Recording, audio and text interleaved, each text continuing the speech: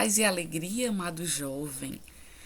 Como estamos? Como vai você nessa leitura da palavra de Deus aos modos do Monsenhor Jonas Abib? Como é que está aí seu caderno? Já tem muita coisa escrita?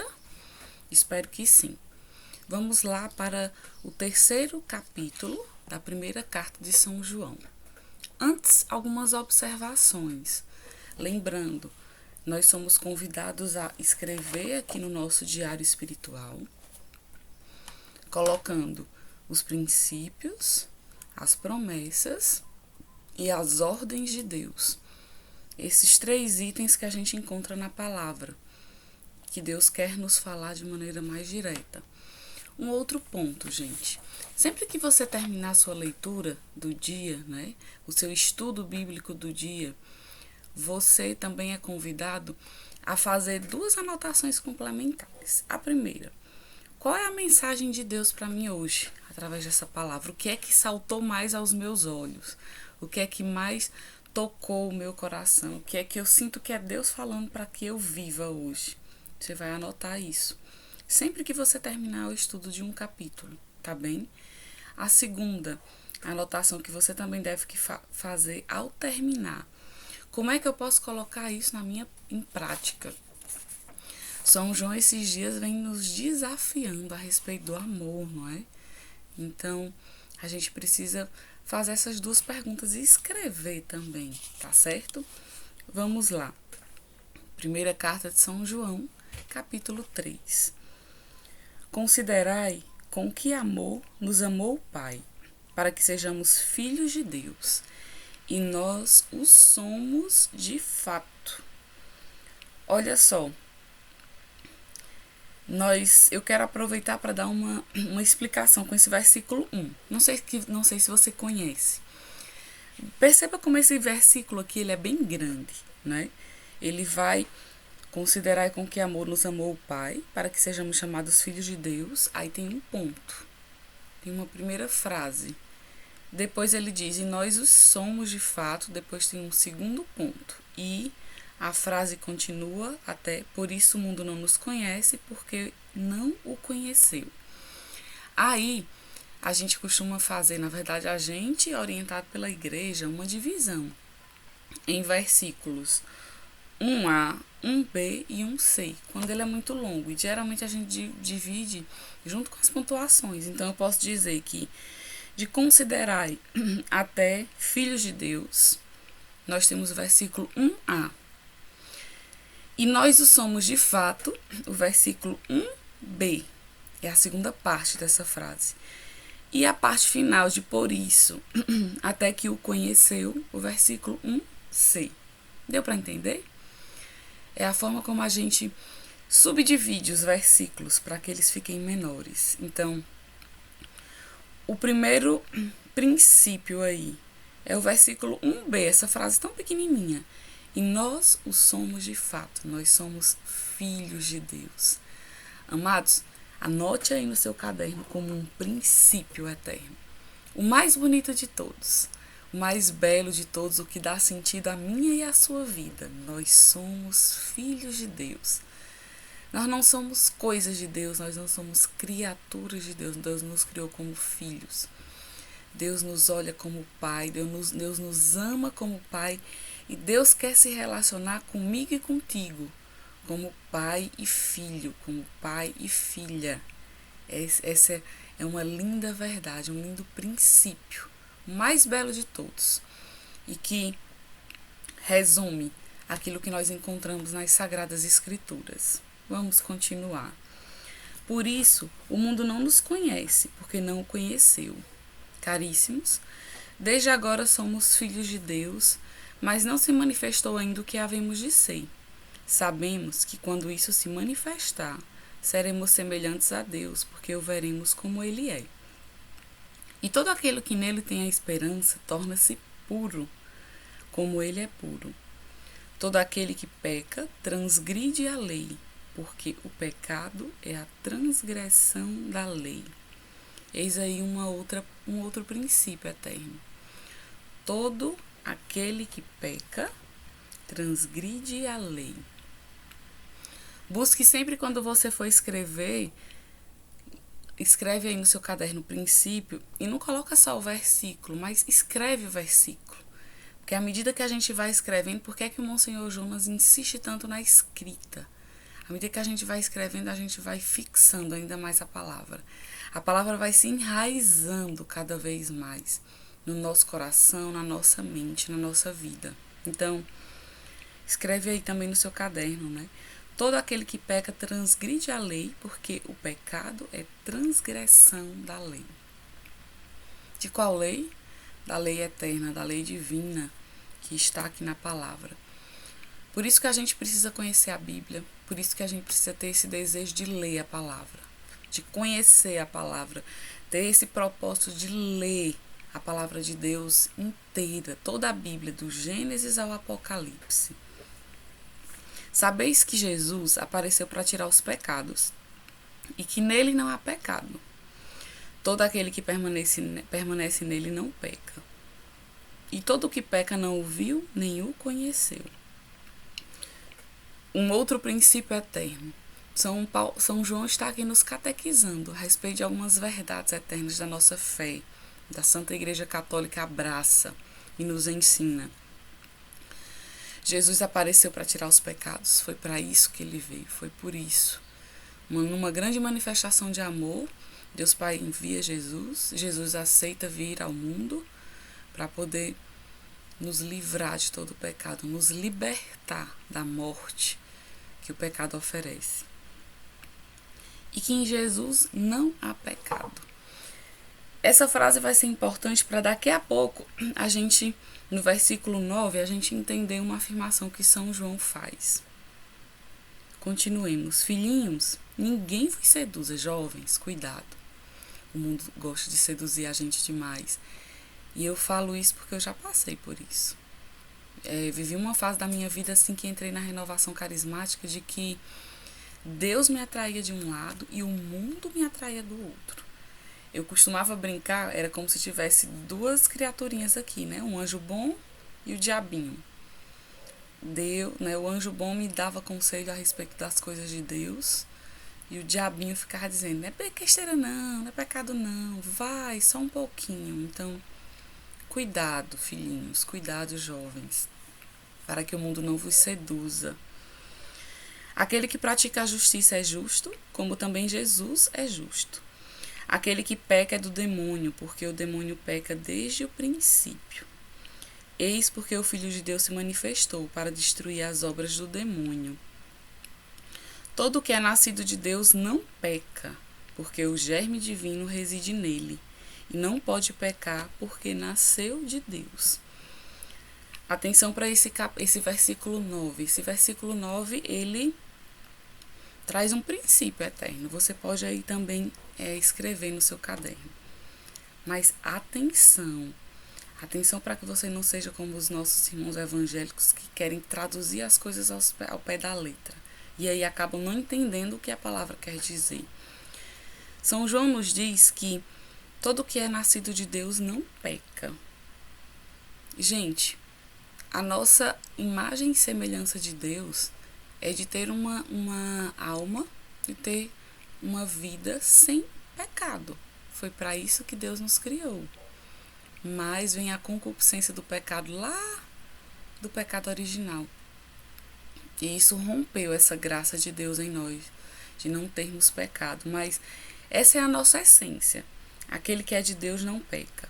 E aí, São João diz, porque o germe divino reside nele. O que é esse germe divino, gente? É o Espírito Santo.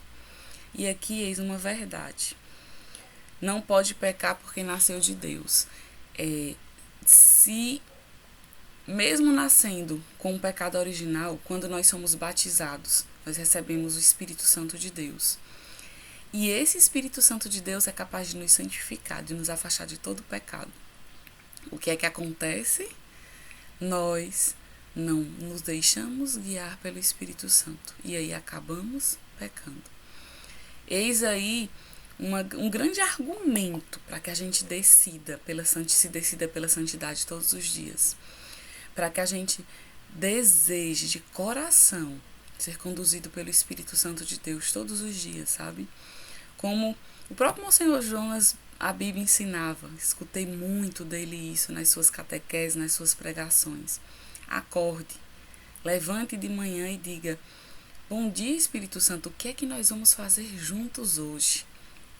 E que o Espírito Santo deseje, você permita que o Espírito Santo conduza a sua oração, conduza todas as suas ações, estudo, trabalho, as decisões que você tem que tomar, a vida dentro de casa com a sua família. São João continua no versículo 10. É nisso que se conhece quais são os filhos de Deus e quais são os do demônio. Todo o que não pratica a justiça não é de Deus, como também aquele que não ama o seu irmão. O versículo 10b, aí é um princípio. Tem os 2 pontos, né? E quais os do demônio? 2 pontos. Até aí vai o versículo 10a.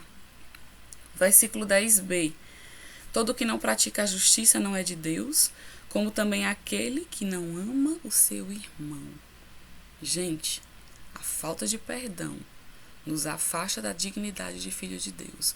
Guardar ódio, guardar rancor, guardar mágoa e ter ojeriza, né, ter raiva daquele irmão, nos afasta da graça de Deus. Então, anote esse princípio e reflita sobre essa questão do perdão. Pois esta é a mensagem que tendes ouvido desde o princípio, que nos amemos uns aos outros. Não façamos como Caim, que era do maligno e matou seu irmão. E por que o matou? Porque as suas obras eram más e as do seu irmão justas. Não vos admireis, irmãos, se o mundo vos odeia. Nós sabemos que fomos transladados da morte para a vida, porque amamos os nossos irmãos.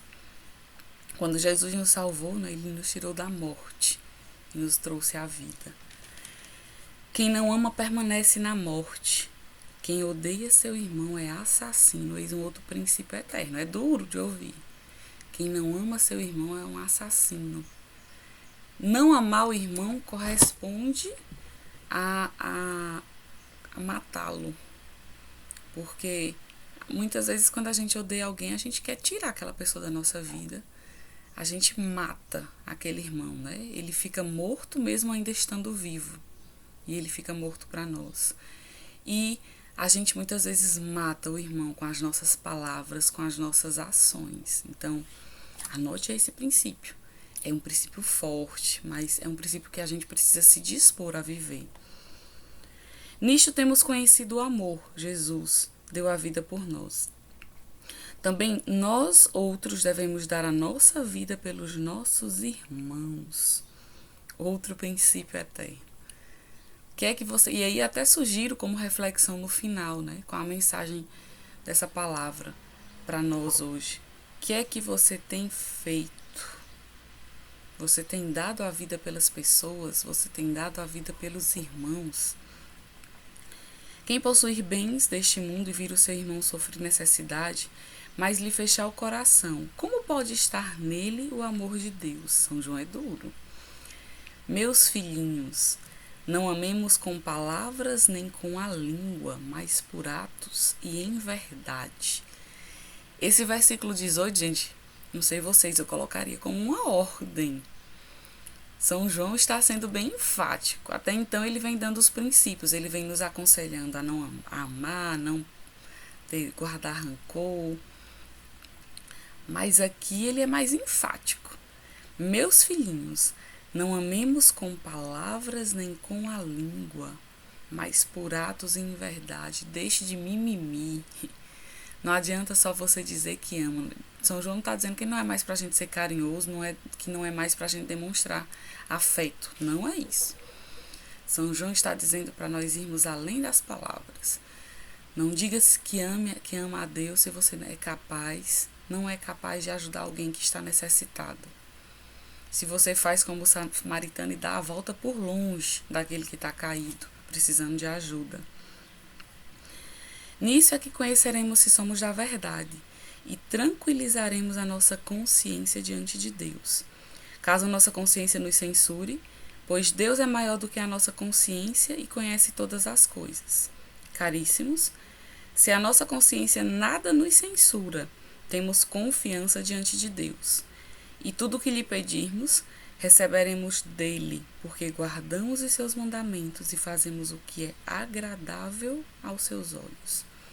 Versículo aí 22, uma promessa de Deus para nós. Uma promessa de Deus para mim e para você.